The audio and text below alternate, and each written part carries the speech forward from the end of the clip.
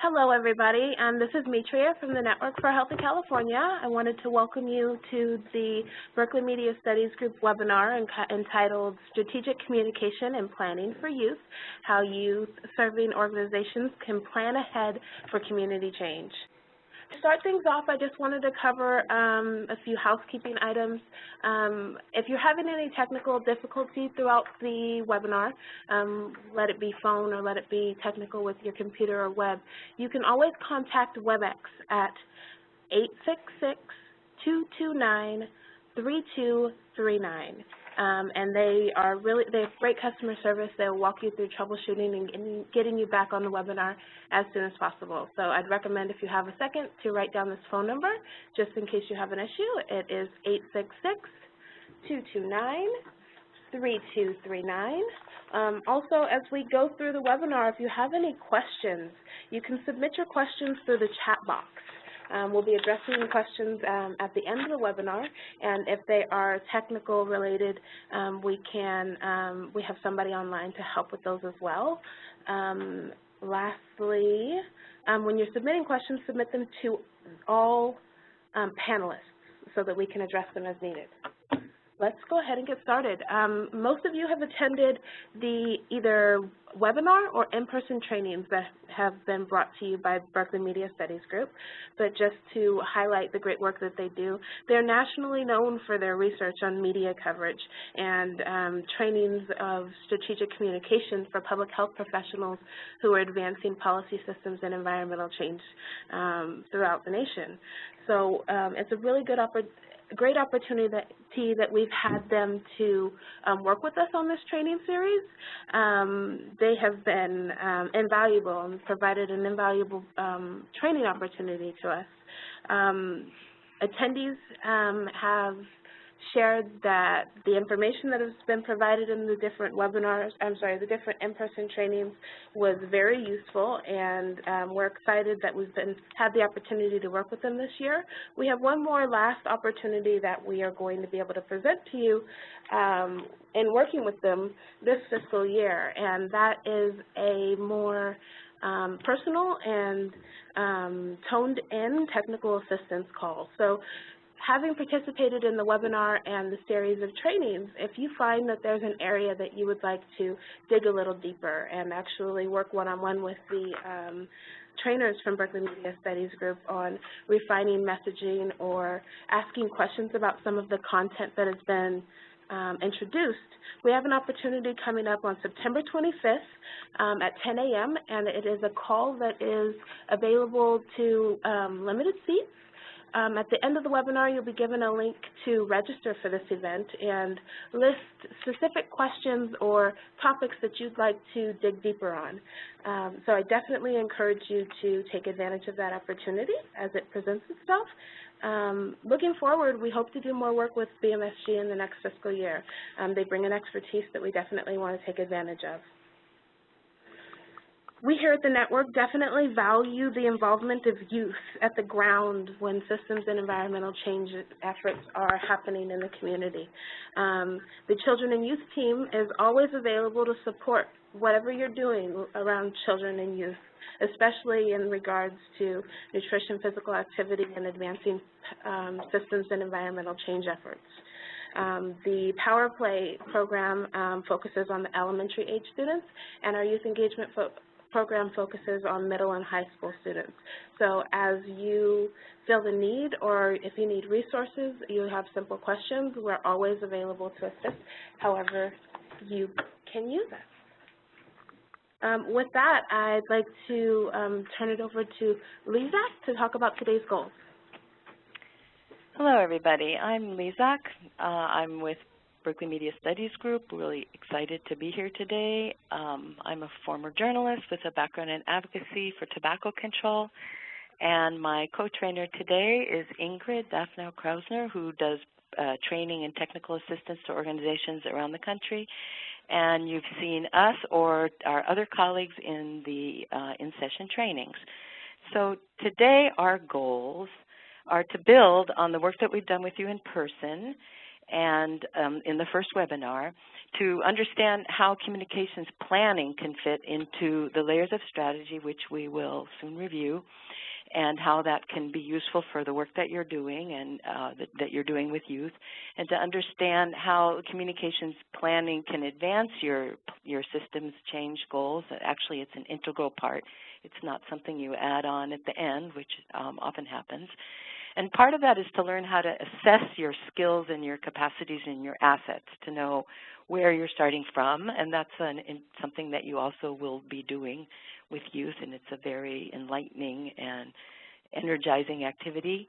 And then we want to help give you some tips and some ideas of how you can draw in and familiarize youth with the whole planning process, which is something that is invaluable for communications, but it's also really useful for all other kinds of activities. So we're going to get started with the beginning, as they say, and we're going to review the layers of strategy.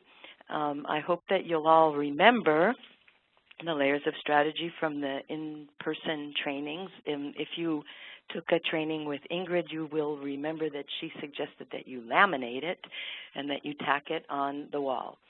So this is a roadmap or a way to stay on course as you navigate through the planning and the actions that you've decided to undertake for change. It's very common and tempting to start from the wrong end in these kinds of things, to make a lot of noise, say, before you really know what you want to say or how the two might be connected. It's like those cartoons where the leader rallies all his followers around him or her and then gives the signal to move on, and then everybody heads out willy-nilly in all different directions. So without a map, a strategy map, a strategic map, you really can get lost. So we've posted here an abbreviated version of the layers of strategy. And in essence, the first layer, which is your overall strategy, sets the direction by honing in on the problem. You define the problem and you clarify the solution. That's a very important part that people often have in their heads, but they don't always focus on it. Sometimes people think that talking about the problem is as important as talking about the solution, and in fact, it's just the other way around. You really want to focus on the solution. Sometimes we refer to this as the ask, the thing that you're working for, or the policy change that will deliver that healthy meal or that sidewalk repair or that refurbished park. So next comes the communication strategy. And once you know what you want, which is what you've done in the first step, you really need to think about how communications is going to play a role. Is it the school board you need to reach? Is it the city council? How will you reach them? What are the best ways to reach them? What kinds of tactics and techniques are you going to employ? You want to chart that so that you are proactive, not only reactive.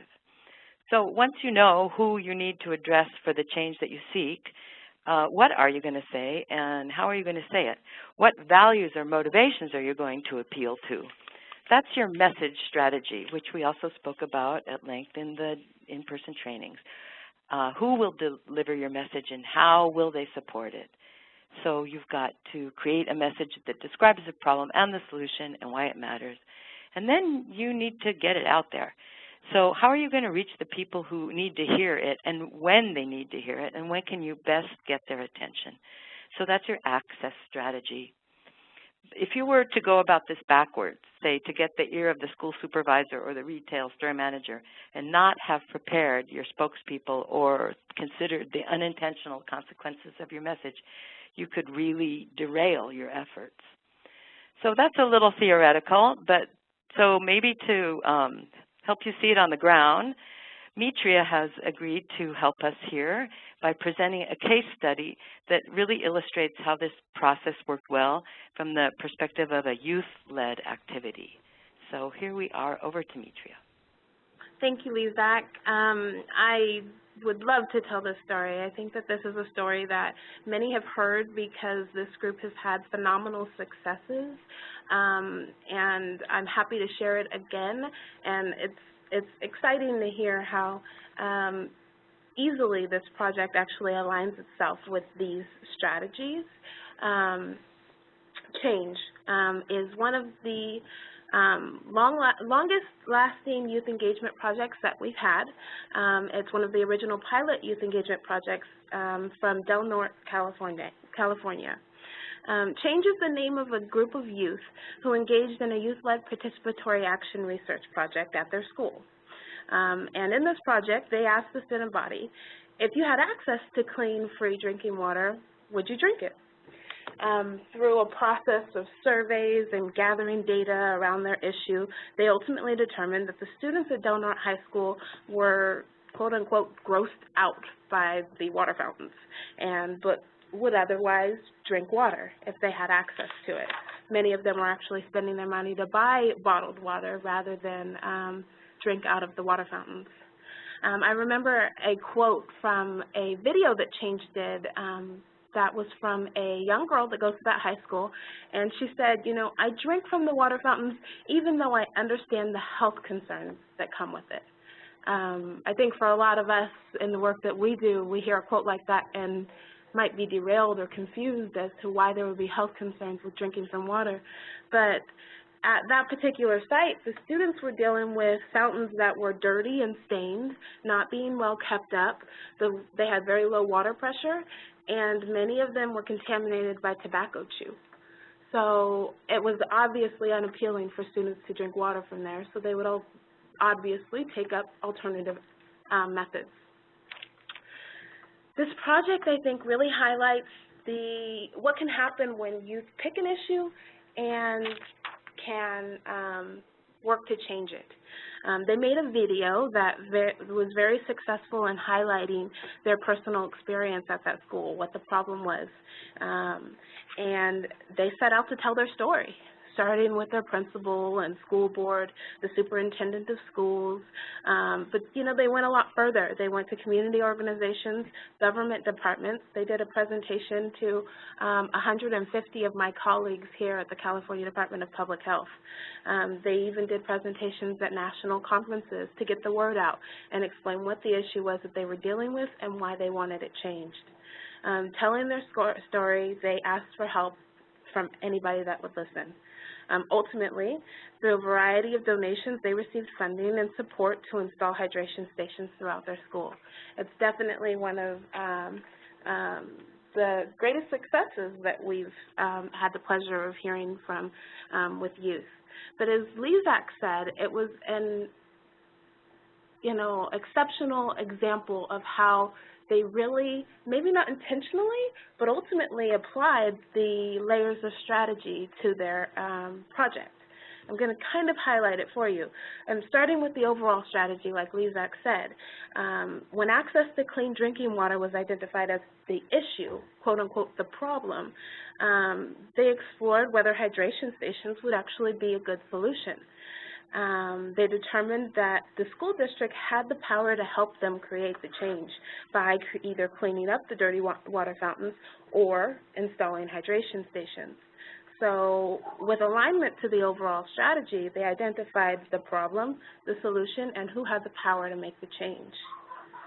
The media strategy that they went with, well, the Change students created this video. It's a video that has kind of been broadcasted widely throughout the network, and you'll get a link to it at the end of this webinar so that you can look at it if you'd like. I'm just going to speak to it at this point. It was a very great example of using compelling visuals to tell your story. By looking at the video, you couldn't, anybody that looked at the video could see what the problem was and could agree that it was not a standard that they would want children to have to deal with. They circulated the video to people in positions of power. First, they identified in advance the people that they felt, the people and the organizations that they felt like would have the power to help them and would be interested in supporting them, and they made sure that this video got to those hands. Here's some clips from that video now. It was very powerful, and it's available as a link for you at the end of this webinar. Moving on to media strategy. Change made sure that in this video, the important elements were embedded. The problem was clearly stated. it was shown visually. You can see some of the videos that are here. It was shown how the water fountains were being taken care of, and solutions that they researched were actually reasonable solutions that could be taken up in their environment. They also touched base on why it mattered. They had quotes from students speaking about how they wished that they could drink water in their environment but were turned off by the options that were provided to them. The quote that I gave you there was actually done by the young lady in the center of the screen right now. It's a quote that stuck with me, and that's one of the things that we heard throughout the trainings with Berkeley Media Studies Group, is making sure that you're bringing an authentic voice and telling your story in a way that the message and the points that you want to get through will stick with people. And her quote definitely stuck with me. Lastly, they made sure that this video and their message got into the hands of the people that had the power to change: the school district, community organizations, government officials, and ultimately nationally. That kind of leads me into access strategy. The change students told their story at numerous conferences and meetings. They told stakeholders, they told local service clubs, health organizations. And the research that they conducted and the effort they put into finding a solution was ultimately very highly respected. Because of the exposure that came from the video, their work was actually featured in the December 2012 issue of Current Health Teens, published by Weekly Reader and distributed nationally. So their efforts and their movement was ultimately really shared because these youth pushed. And even if they didn't know it, they followed closely with the layers of strategy. Ingrid? Great. Thanks so much, Mitria, for sharing that story with us. And I think it really, again, it really does highlight how this group of young people and their adult partners were able to implement an incredible campaign over the period of a few years, following the layers of strategy, just like Mitria said, possibly not knowing it. But ultimately, the reason that we thought this was such a great example is because this campaign really is sort of sets the gold standard for how to create change through thoughtful communications planning and how to engage youth in doing so.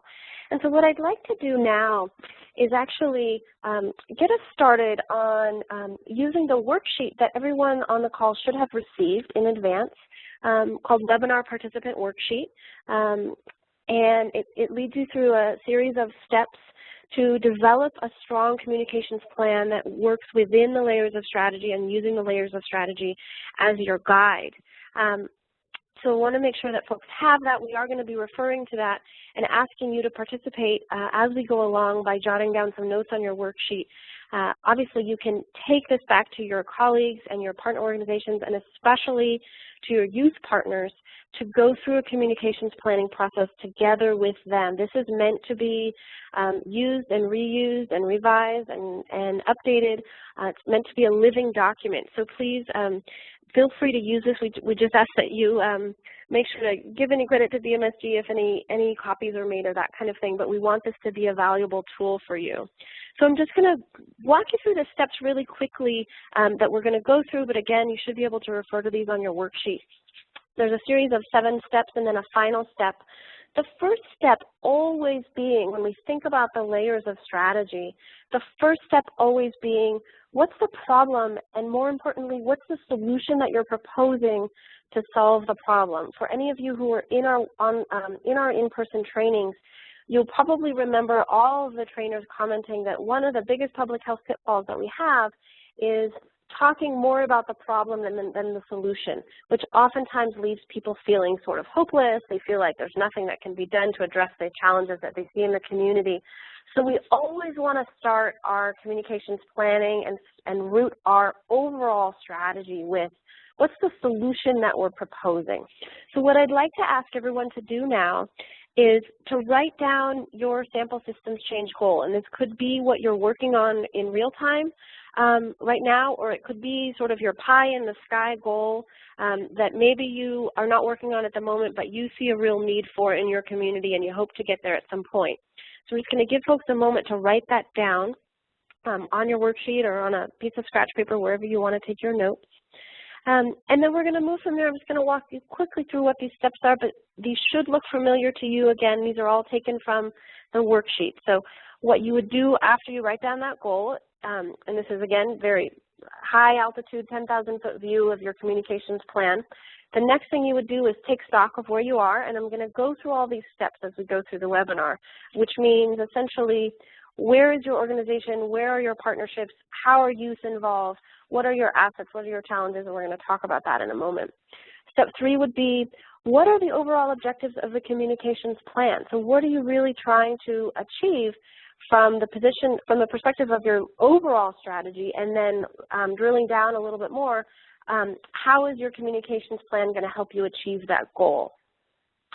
Step 4 would be figuring out who needs to hear your message. And really the question is who's in a position of power to create change that you're seeking or that your partner organizations are seeking.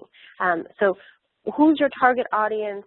And then the next piece from that would be, what do they need to hear? And we're going to talk about that again, who your target audience is and what are those components of the key message that they're going to need to hear. That leads us right into step 6, which is, who are going to be your spokespersons? Who are going to be your messengers that are going to deliver that message? Reminding folks again of something we talked about in the training, which is every person who delivers a message can bring a different strength to that message. And different audiences may respond differently to different messengers. And we know that the work that the network is doing to include young people in the problem-solving process right from the beginning is really critical and comes into play when we start talking about messengers. It's really tempting to include young people sort of at that point where you want to have a fresh face, some charming young person to deliver your message, but we want to make sure in this planning process that young people are included from the very beginning, that they're not just brought on at the end to deliver messages to make a point, but that they really are involved from the beginning of identifying what's your overall strategy, what's your communications plan, what's the goal that you have in changing your environment and creating healthier environments for our young people. So just wanted to make that plug for the appropriate way to incorporate young people into this work. The next step would be figuring out, when are you going to be able to do all this work? Not only be able to in terms of your time, but also when is the most strategic time for you to implement your communications plan? And we're going to talk about all of the points along a calendar year that could be important for you to consider, and even more importantly, that planning ahead, thinking 6 to 12 months in advance about when your communications are going to be most important is going to be critical to implementing an effective communication strategy and ultimately creating a strong overall strategy. And then the final step will be just a reminder that I think you would be hard-pressed to find public health professionals, social justice professionals, folks working to create change in their communities who would say, oh yeah, we had our plan in place and we just followed our plan and everything worked out perfectly. I bet you if we could get some folks on the line from the change campaign that Mitra just talked about, they would have a lot of examples of places where they had, the best laid plans, as everyone says, and they had to change direction at some point because maybe they hadn't thought through their strategy quite as well as they might have, or maybe their strategy was very well thought out, but, roadblocks come up, obstacles come up, people don't necessarily do what you think they're going to do or want them to do, so you have to change direction. So just wanted to remind folks about the importance of that and remind you that that's all part of creating change in our communities and that it's all part of being flexible. So don't be afraid to change direction.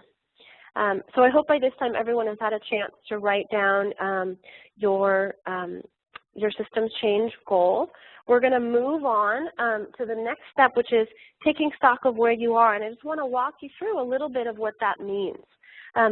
We think about this as action, and we encourage you to really use this step as an opportunity to help youth envision that bigger picture. What is it that they're trying to change in the community? And also, what are the strengths and the challenges that you as a partnership, you as an organization or coalition may have to think about in advance as you're working on your communications plan and ultimately your overall strategy. So assets and strengths are sort of what you think they might be. These are all of the great things that you have going for you as professionals in the community, as members of the community, as an organization, and we're going to get in a moment, we're going to get to a point where we're going to give you an opportunity to think about what are the possible assets and strengths that your organization has in terms of skills, in terms of resources, in terms of relationships, all of those things. Challenges would obviously be the opposite of those things. Maybe there are places where your organization or you as a professional or your partnerships are on the right track, but they're not quite there yet. You have some hurdles to get over. Maybe it's a funding issue. Maybe it's lack of technology or infrastructure. Maybe you don't have quite the right audience or a person in a position of power who's amenable to the change that you're seeking. So these are some of the challenges that you might be facing. Threats are a little bit more external than challenges. Challenges typically tend to be things within your organization or partnerships. Threats tend to be something that's more external, like your funding fell through, or there may be really strong opposition who are not really allowing you to get the work done that you're trying to get done. So those are things to consider. Information needs. One of the fantastic examples that Mitra shared about the Change Campaign was that the young people set out their campaign by finding out what are some of the problems that other students are seeing at their school, and what are some of the potential solutions to those problems. So what kind of research do you need to be doing? What kind of information or data may already be available throughout the network? The state of California has a great wealth of resources in terms of research that's being done, and other organizations across the state. So what kind of information do you need to make your case? Opportunities would be what we're going to talk about in a moment. What are some of the calendar hooks on the calendar year that could help you really create a really strong campaign? Maybe it's a great opportunity for you to hold an event, or maybe it's a partner opportunity. Maybe there's an organization out there that you don't know too much about, but once you start putting the word out that you're doing this really great work, you start to get feedback from other partner organizations that want to collaborate with you. So there's all sorts of opportunities out there that you want to be making sure that you have a radar up, so you're thinking about what those opportunities could be. And then next steps, always thinking ahead, always thinking about what's that next step, what's a deadline that I may have to meet, what's my end goal, both in a few weeks from now, a few months from now, and a year or two from now. Again, that Change Campaign is such a fantastic example because they were a 2 to 3 year, I can't remember the exact details, long project that really thought ahead about what they were trying to achieve in the period of a couple of years, and they worked with the young people across that whole period to make sure that that campaign was implemented through youth vision and through youth collaboration. So that's a little bit about how you take stock of where you are. What we want to do now to make this a little bit more interactive is take a moment for everyone on the line to think about what is a communication strength or success that you admire in another agency or organization. And the reason that we ask you to think about another organization is because the next piece we're going to do is ask you to think about your own strengths as an organization or as an agency or as a department. But sometimes it's a little challenging to do that, to think about yourself. Usually we're more critical of ourselves than of other people. So this is an opportunity for you to think about what's a strength that you admire in another organization.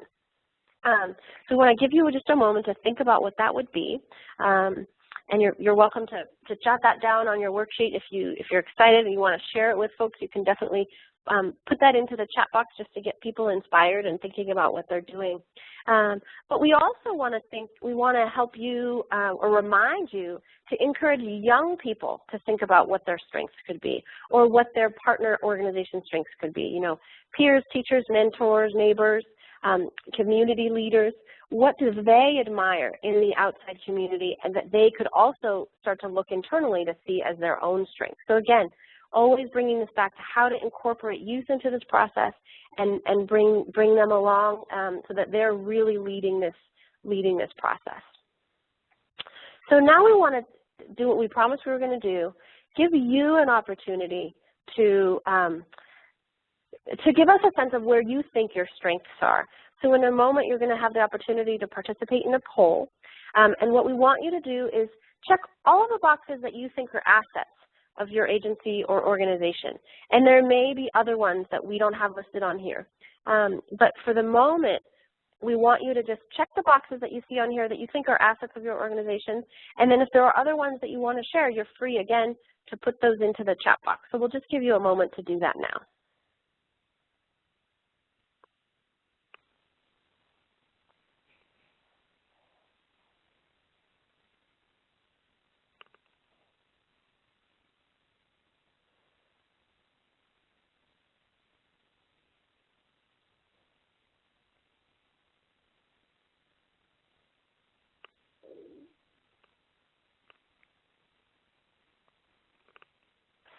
So at about a minute mark, I think I'm going to close the poll, hoping that everyone has participated.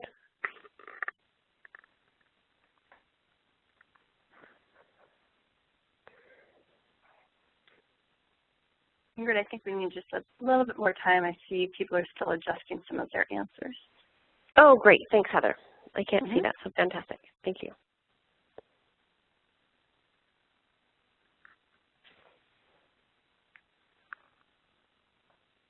Okay, I think people are finished now. I'll go ahead and close it out. Thanks.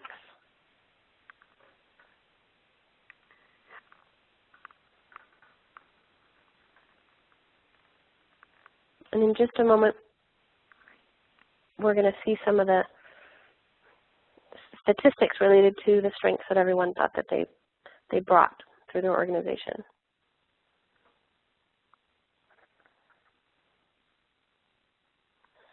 Oh, great. Okay, so I'm going to see how I can open this up. Okay, so the number that I'm seeing high is 62% of participants felt like close relationships with partner organizations is one of their best strengths. That's fantastic. That's such an amazing strength to be able to boast, and so important in the work that you all are doing in your collaborations with the community. We know that no single organization or agency or department could do this on their own, do this important systems change work. So I'm really excited to see that folks not only have that as a strength, because I think a lot of organizations probably do have that, but that you recognize it. And so we're really excited to see that. The next highest one down, I would see multi-language and multicultural capacity. Again, really fantastic in terms of incorporating and including so many different cultural and language considerations in the work that you all are doing, with California being such a diverse state. This is really critical to the work that you all are doing, and taking into consideration the kind of systems change that we want to see in our community. I think authentic voices spokespersons is the next highest, and I hope that this sort of includes youth in the work that you all are doing as spokespersons. I'm going to just assume that it does with the work that I know that you all are doing, so that's really fantastic. And then the last one that I'm going to comment on, I think there's a tie. Well, there's a tie between no answer, so we won't talk about that one too much, between that one and strong youth perspective. So that's so fantastic. Again, this is really about making sure that young people are leading this charge, and so the fact that a third of the folks on the phone feel like that's one of their strengths is really an important asset. So I just want to encourage you all to think about these strengths as you're moving forward in your communications planning, thinking about the layers of strategy, so that you really feel like you are bolstered by these strengths, and then where your challenges may come up, you can use your strengths to offset those. No single organization is going to be able to do it all on their own. So where you may be finding challenges in what you're doing because of your particular organization's position, there's going to be a partner organization out there, I'm sure, who's going to be able to help fill in that challenge with a strength of their own.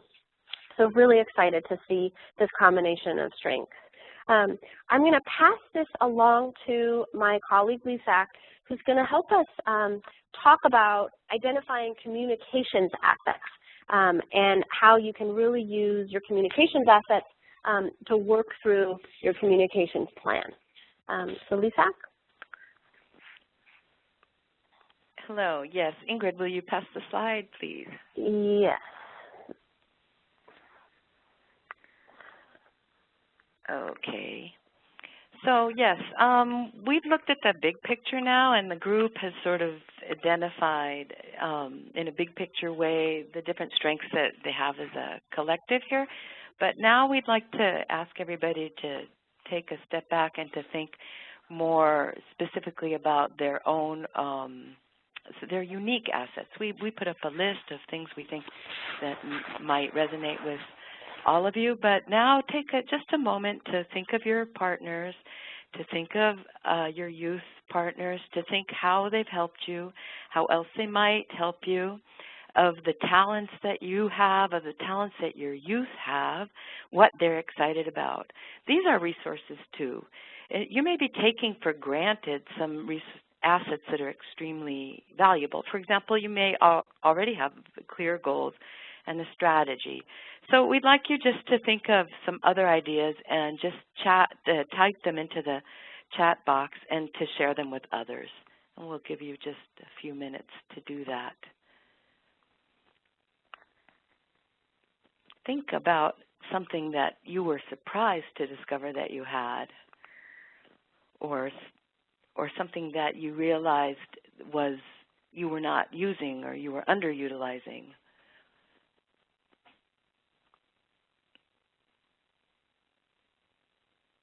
I'm sure you all have had experiences where you've been absolutely delighted to discover something you hadn't considered before, something that you could use and take forward.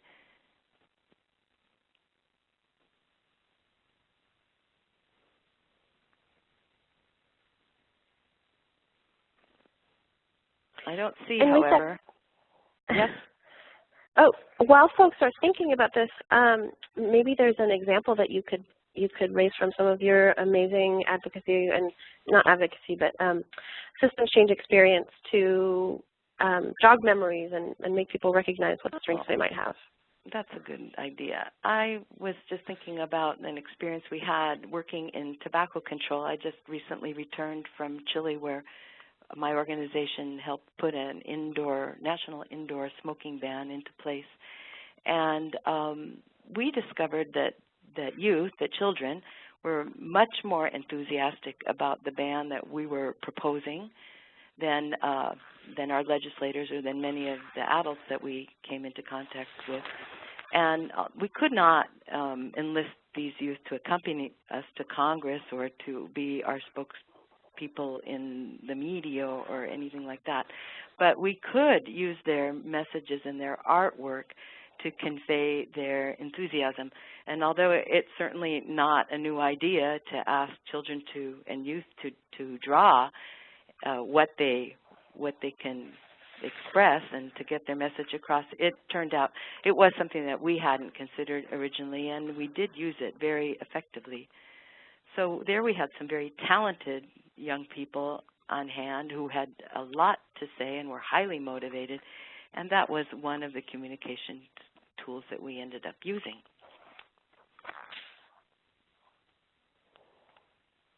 Thanks for sharing that, Lisa.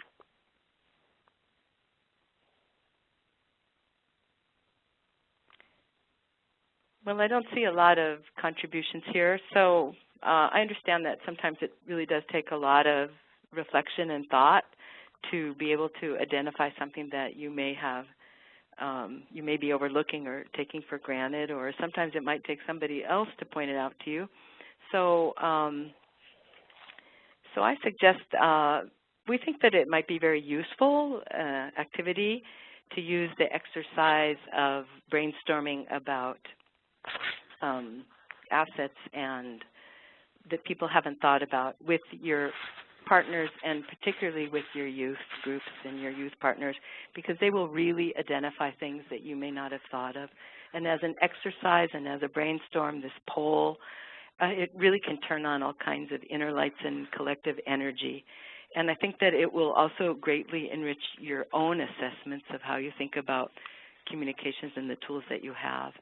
And remember that funding is by no means the only asset that can make a difference. As the poll showed, creativity, enthusiasm, partnerships, multicultural and multilingual capabilities, all of those are incredible assets that you can use to further and to enrich your communications for any sort of systems change goal that you have. And it looks like we just got a response into the chat box, Lezak. Here we go. Can the entire group see this, or should I read it? The group can see it. I think the group can see it. But this is definitely a really important strength to call out in terms of identifying partners in the community, and probably more than you realize in terms of getting your work off the ground. And so this should not be overlooked as an incredible communications asset and asset for your overall strategy in general. And not just your partners, but to assess also their strengths, to do that collectively and to see who can do what and who has the talents and the energy and the motivations to do the best job in each part of the puzzle. Thanks so much, Lezak. So I want to move us forward on our step-by-step worksheet to step 3, identifying the overall objectives of the communications plan.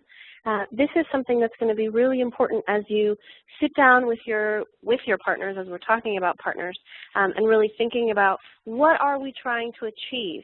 Of course, always keeping in mind your overall strategy when you're thinking about the objective of your communications plan.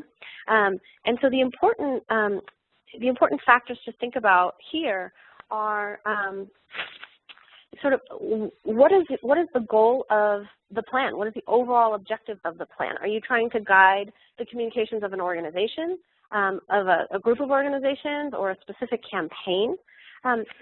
What is the time frame of this communications plan? Is it a single event? Is it for a back-to-school night that maybe you just hosted, or something related to launching a new park that just opened up or was just refurbished? Or is it something long-term? Are you really looking at how to develop a communications plan for your organization or for your partner organizations, a coalition, over a period of time? And finally, how are you going to capture those plans? What is going to be that step-by-step process? Who's going to be the one in charge of managing that document, making sure that things are following along, sort of your project manager, as it were? And we remind folks of this because sometimes when there's a lot of cooks in the kitchen, the communications plan can sort of get overloaded with input. And that's important that we get everyone's input, but we want to make sure that there's one person sort of at the helm making sure that we're on track, that we're meeting our deadlines, that we're achieving the milestones that we had set out for ourselves. So some things to think about and to remind your young participants about are making sure you're focused on that larger goal, so always making sure overall strategy is guiding the way, as well as what are the realistic goals that you have for the period of time that you're working in. And so you have a few blanks on your worksheet to answer some of these questions. So I want to give folks a moment just to jot down some ideas on this worksheet. Again, this is meant to be sort of your first step at using this worksheet, using this as a guide, but this can be, revised and updated as you go along in your communications planning. So I'll move along in the slides, but just want to let folks know that this is the step where you would think about, okay, what is the goal of this communications plan? Is it a short-term goal for an event, or is it a long-term strategy goal for the overall communications of our organization? What I'd like to do now is pass the ball, literally and figuratively, back to Mitria, who's going to share another case study with us about the importance of partnership and thinking about audience and messaging and things like that. As we move forward into the next few steps of the goal, we want to think about some examples that we can learn from some partner organizations. So we're going to pass this back to Mitria to lead us through a case study. Thank you, Ingrid. Just a really quick highlight of a case study. I think that we briefly talked about the success in the first webinar, and this is a group of youth that call themselves SASH. Stay Alive, Stay Healthy, and they are from Mountain View Middle School in Lamont, California, another long-lasting youth engagement project. But it's a really good example of partnering with the right people or bringing the right people along, making sure that the the target is getting your message, the target that has the power to make the change.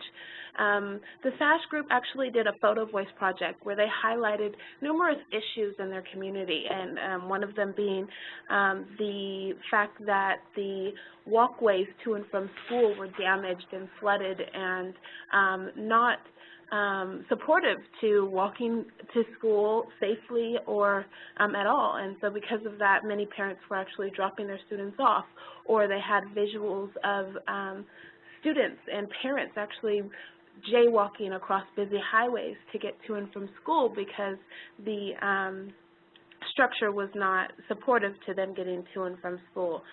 They did this photo voice project in a variety of settings, and in one of the settings that they did, they actually caught the eye of the Kern County Roads Department, who ultimately partnered with them, worked one-on-one with the youth to identify some key suggestions for improvements, and ultimately in 2011, they improved the walkways to and from the schools.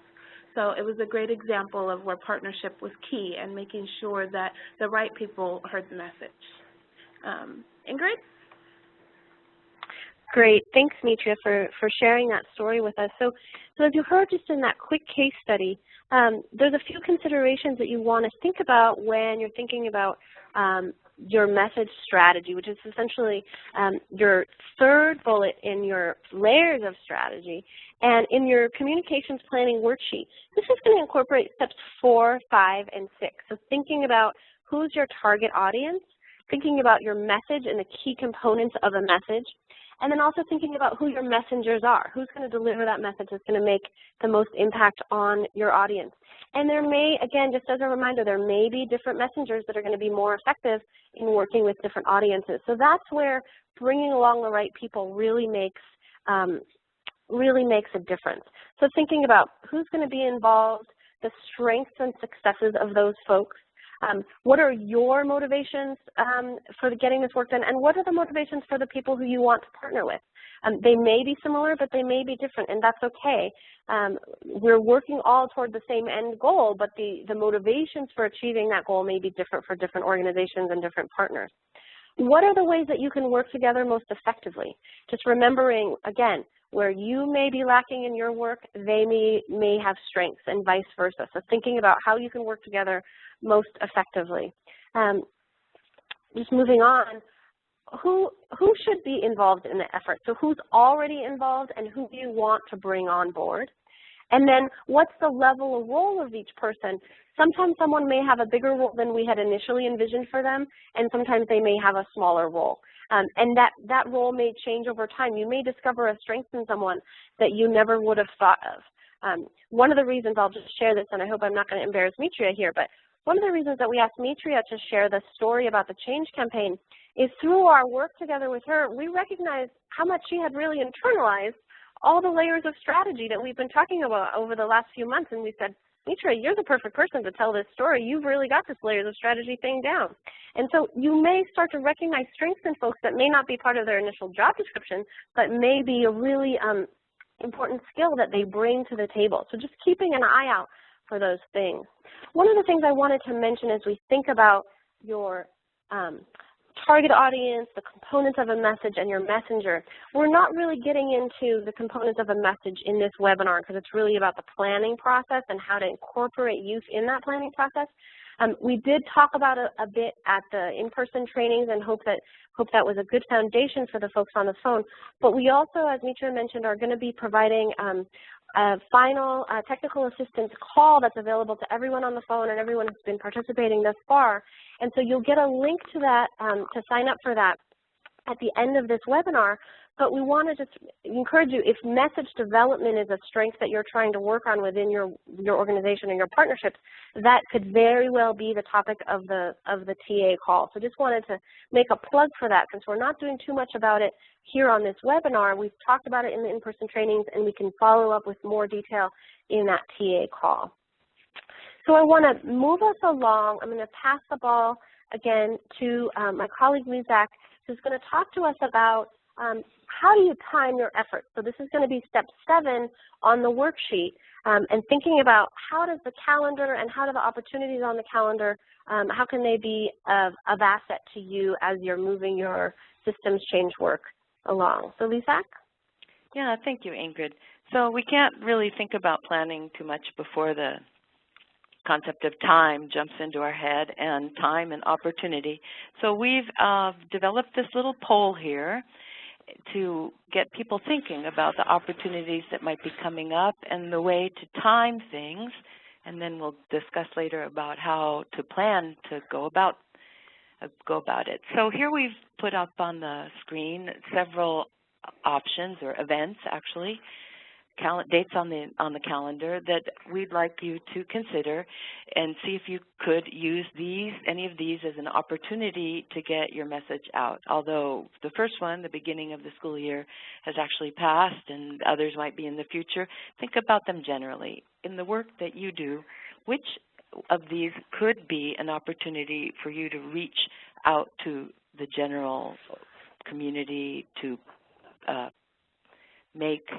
tie your issue into something that's already out there and people are thinking about. So here are a few, and we'll give you some time to look at them and to check as many options here as apply. The beginning of the school year, Black History Month, Latino Health Awareness Month, the National Public Health Week, Fruit and Veggie Fest, Power Up Your Summer. I'm sure you have many other in your minds, but these are a few just to get the ball rolling. So please think about those and think if any of those could be of value, or if you could see them as opportunities to further your work, to get your activities out to where. It looks like a few people might not be seeing the poll. For those of you who aren't, besides seeing it on the slides, the poll itself that you can use and interact with is on the lower right-hand side. If you're not seeing it, there should be a little image of a bar graph that you can click to bring it up. So I'll give just another minute or so for people who might not have found it.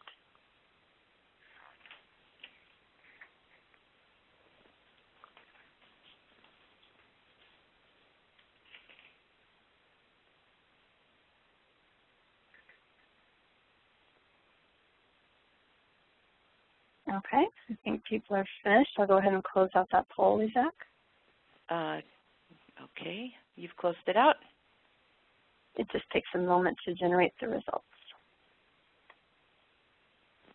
Okay, so we have actually a lot of people have mentioned a lot of different activities here. The first one is, the front runner here is the Fruit and Veggie Fest, which more than half the people on the webinar here have identified that as an opportunity for them to take some kind of communication activity. And then we have a close front runner, and actually there seems to be a tie between the National Public Health Week and the Latino Health Awareness Month. And every one of these has some kind of vote behind it, and there are 6 opportunities here that we just came up as sort of ideas thrown out there. So I can't even imagine to begin to think of the many opportunities that would happen in your community or along your school calendars locally where you could reach out. So this is, using these dates is response to a term you might all be familiar with, which we call piggybacking, which is a strategy to take advantage of some event or an anniversary or something that's currently in the news and jump on it as a vehicle to put across your own message. And you can take advantage of the fact that people are already paying attention to something that connects to your cause, and then you basically marry the two. And sometimes they're very obvious, like National Public Health Week or maybe the Fruit and Veggie Fest. But sometimes, or say like Halloween and using it to promote as an opportunity to push for healthier sex. But sometimes the connection is not so obvious.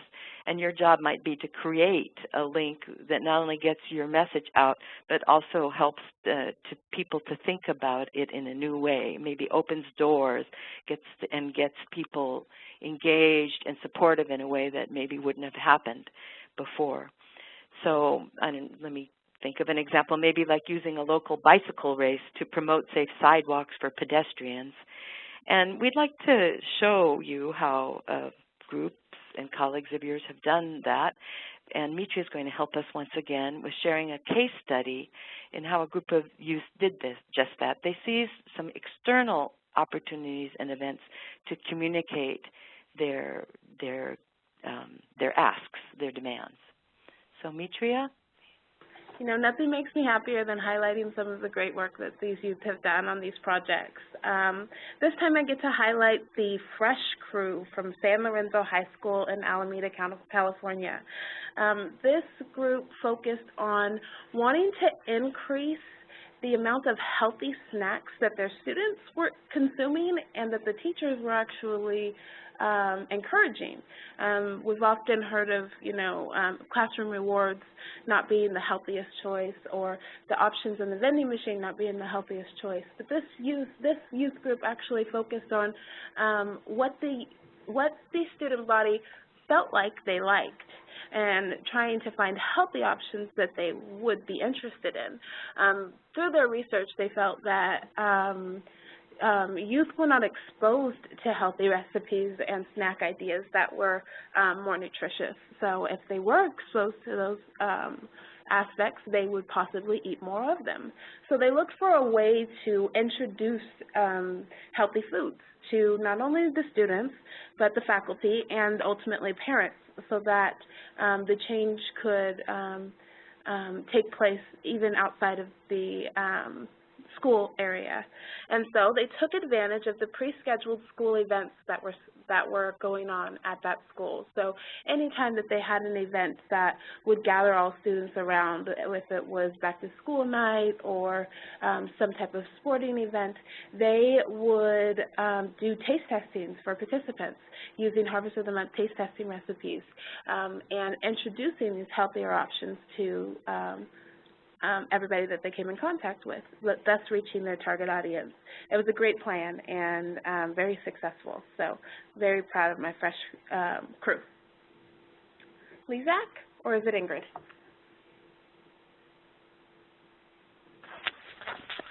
Lezak, you're going to lead us through the calendar, right? Yes, I'm leading you through the calendar, and this is one thing that is clear from that case study and from all planning schemes, is that a calendar really can be your best friend, and I'm sure all of you know that. But how can you do that with communications? So you need to look ahead and see when spotlighting your work can advance your goals, as that case study just highlighted. And you need to plan to do that effectively. And when you start charting, whether you're charting a long-term plan or something more immediate, the process is the same, and it should move you from the idea to the action. So on the screen, we've posted a real simple grid that we will walk you through for a few minutes here. This one goes month by month, but depending on your time frame, it could go weekly or it could go in other blocks of time. So today, let's read from the right to the left and start with the actions column.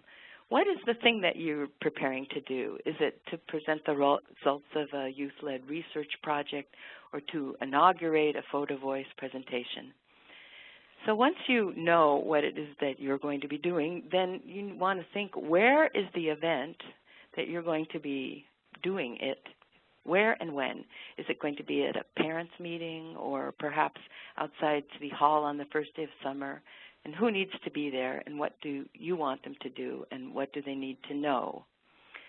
So now that you're thinking of doing something somewhere with somebody, then you'll be thinking about what the message is for that event and who it's going to be directed to.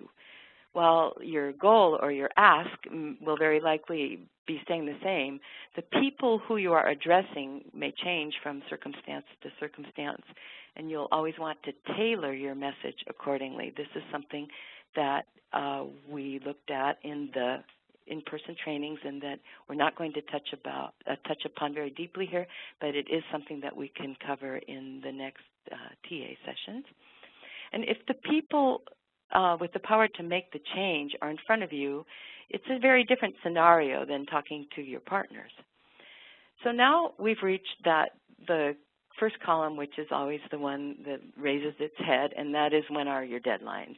And this is really where you get everybody on the same page, and literally, who needs to do what by when. So let's think back to that poll we did of events that you could piggyback upon. So all of those have a time in the calendar, and there's a date there that you can work back from. So is one of those dates, say, a strategic time to bring your case, say for access to the school kitchen or for fruit instead of candy? So you will work backwards. Who can take on what task and by when? And in doing this, of course, you have to consult with everyone who's involved before setting deadlines. And of course, you will want to be consulting with your youth partners, and they will be spearheading this process, I hope. And so that they understand that their actions are part of a bigger scheme. Everyone's actions are part of a bigger scheme, and it's a whole collective where everyone's contribution is a part of the overall success of the endeavor, but it's coordinated.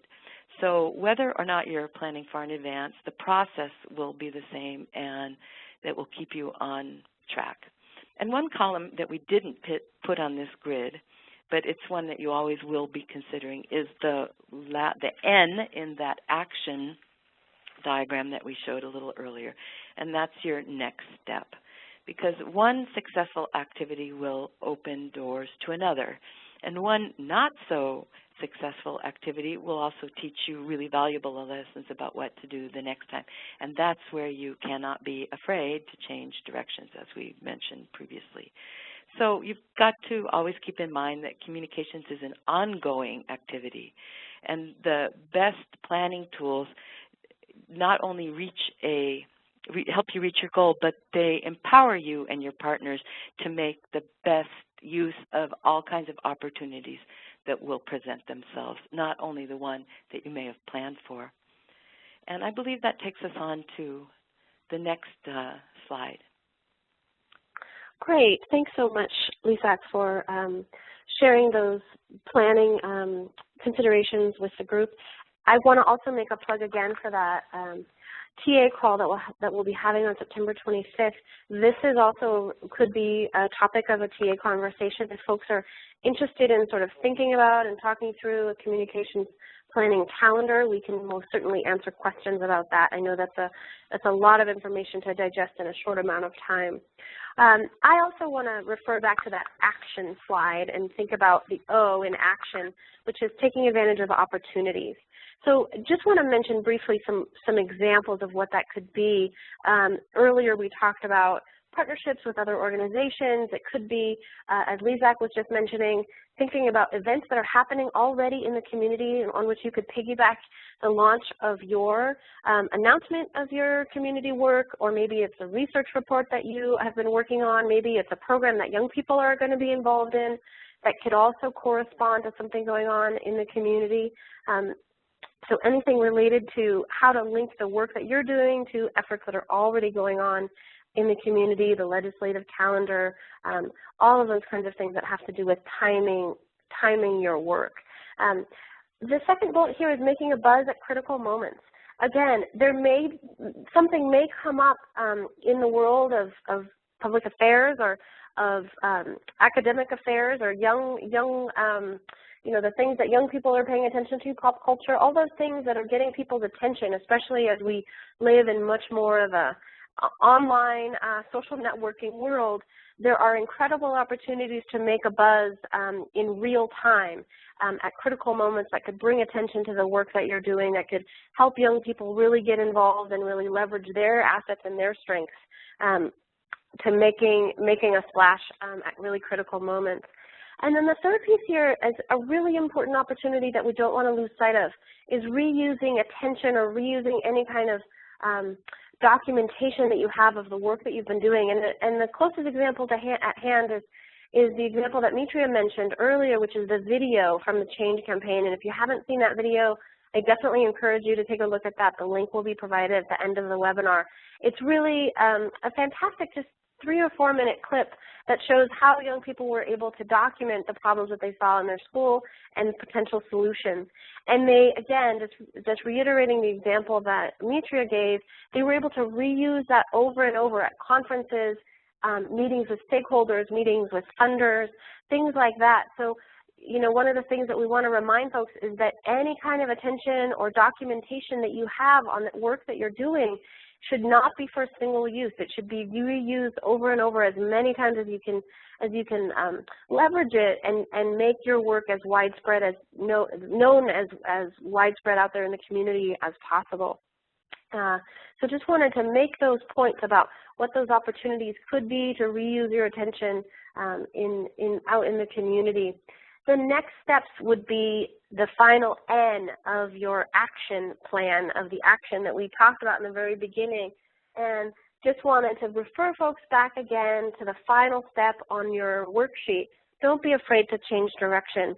The next step could be going right along with the plan that you had set out for yourself at the beginning of your communications planning, but it could also be changing the course of your work. It could be that you've come up against a hurdle or a roadblock that you didn't anticipate, maybe a delay in the work that you've been doing. So just reminding yourselves that these things, this kind of community change that we've been talking about and that everyone is working on, takes time. And that sometimes part of the investment is really remembering, well, this didn't go exactly as I had thought it was going to go. I need to change direction a little bit here. I need to talk to some new people. I need to tweak my message a little bit, incorporate some new values that are going to resonate with a different audience. There are all sorts of reasons why you may have to change the direction of your plan, and that's okay, and that's all part of the process. So I'm going to take a moment now just to recap what we talked about. Hopefully we've reached all the goals of our webinar here today, but also give everyone on the call an opportunity to submit any questions that you may have. We'd love to have a short Q&A session with folks on the phone, and we're looking forward to your input. So hopefully through the webinar today, you've come away with a little bit more of an understanding about how your communications plan should be rooted in as an element of your layers of strategy. Hopefully that came through clearly. We also hope that you've come through thinking about how your communications plan can help you advance your systems change goals, that this is a part of that big picture thinking about creating change in our communities. And also assessing what are the strengths that you have in your community. I mean, not in your community, but in your organization, in your partnerships, the young people that you're working with, what are the strengths and assets that they bring, and really making sure that you're taking stock of what those are. And then finally, but last but definitely not least, learning how to familiarize young people with your communications planning strategies. So hopefully you'll be able to use the worksheet that we presented as a guide in working with youth to really have young people lead the way, not only in the communications planning process, but in incorporating and implementing your overall strategy for community change.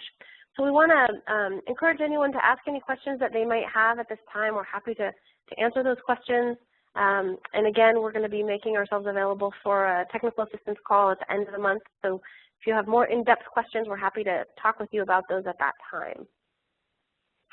And Mitria, if you want to share a little bit more about the resources that are available for people working with youth in the community. Absolutely. Thank you, Ingrid. As we come to a close, and while we give you guys a few more minutes to enter any questions you may have, I wanted to reiterate that here at the network, the Children and Youth team is always available with resources. On the screen here, you see a few resources that we recommend to you, not created directly by us, but resources that we've done research on and are very valuable in engaging youth and community change. I'd recommend that you check out these resources if you're looking at things to use in your youth engagement efforts.